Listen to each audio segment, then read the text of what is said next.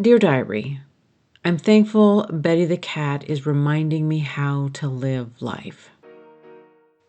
The universe isn't just out there, it's interacting with you. Claim your power by embracing the unknown.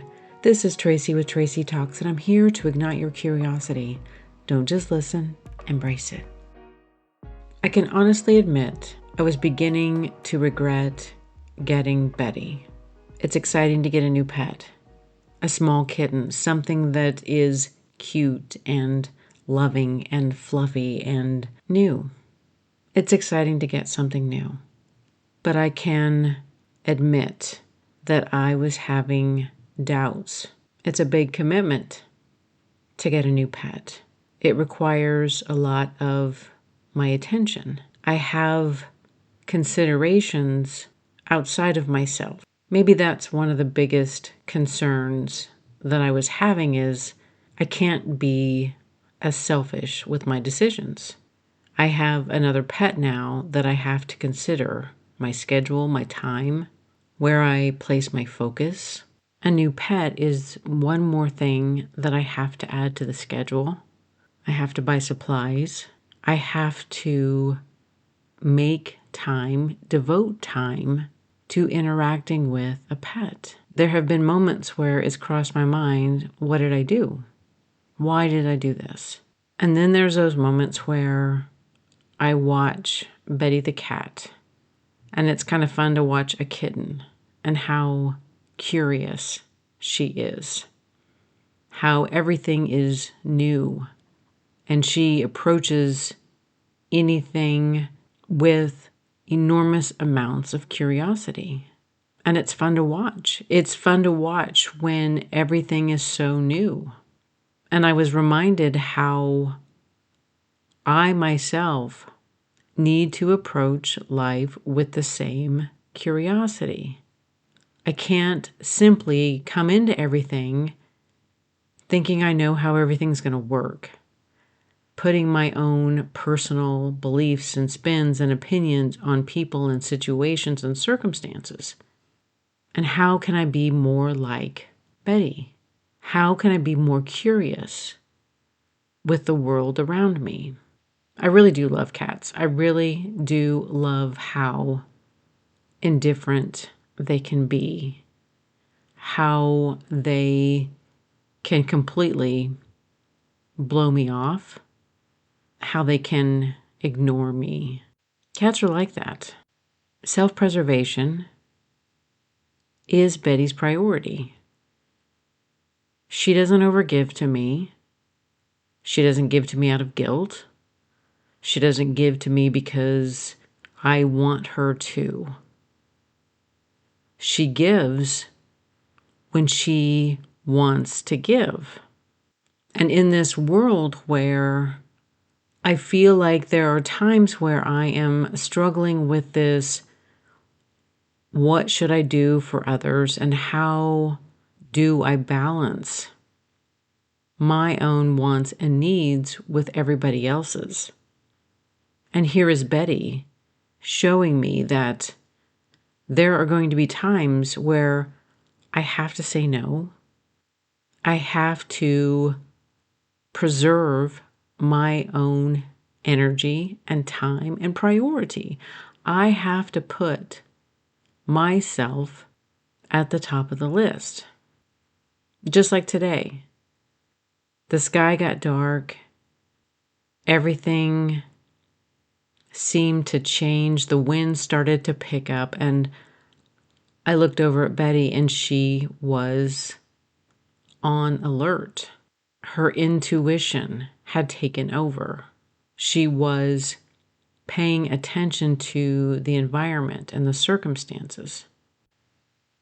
I love that. I love how animals react without thinking and how I need to do that at times, how I need to shut my brain off and just act on the signals and the messages that I get instead of thinking about the feeling that I felt, analyzing the feeling, that wondering where it came from, where is it going, and stop.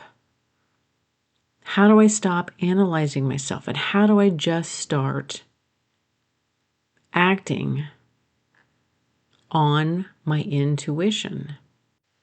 As much as she pushes me away and as much as she hides herself away from me, she is ready and waiting for me when I get home, when I get back, when I come close to her. She responds. She is ready to give me love and attention.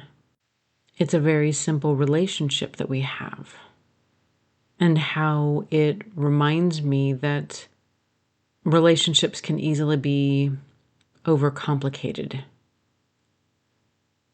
and how feelings and emotions can be projected, and how it is easy to have something happen and then run away with, what does this mean? Why are we doing this? And all of these thoughts and fears and emotions overcomplicate everything. And Betty is reminding me that it's not complicated. It doesn't have to be complicated. Frankie the dog is a lot like me. Frankie doesn't want to be too curious. Frankie is annoyed by all of the energy that's abounding out of Betty. Frankie wants snacks and treats. Frankie doesn't really want to explore. I am thankful Betty is feeling better. She went to the vet last week and got spayed. I may have to find a new vet now because I was a little emotional when I picked up Betty. The vet tech told me that Betty had ear mites, and it's just like having lice. And well, I didn't know. I didn't know that I couldn't get lice from her. The vet tech looked at me like I was nuts. Then I had to decide between a cream and a drop, and it was just pretty overwhelming. And I didn't know what I wanted to do. I told the tech that we have coyote pups living in the front yard. And she said, well, you probably want the drops because that's going to protect against the ticks and the bobcat fever. I've never heard of bobcat fever. What is that? Can I get that? And again, the tech looked at me like, no, lady, you cannot get it. I told her we had a bobcat that had been spotted as well. I don't know. Maybe I'm going to have to find a new vet now. I hate it when I share too much information and people look at me like I'm crazy. I am thankful that I cannot get ear mites and bobcat fever, though. That is something to be thankful for. That's going to be one of my goals here. Be curious. How can I live each day with more curiosity? Listen to my intuition. How can I just hear my intuition and take action and put myself at the top of the list? If I don't have the desire, the energy to do something, I don't do it. That is one of my pet peeves.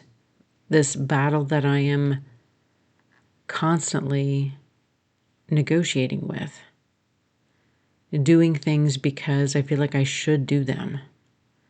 Because I'm supposed to do them.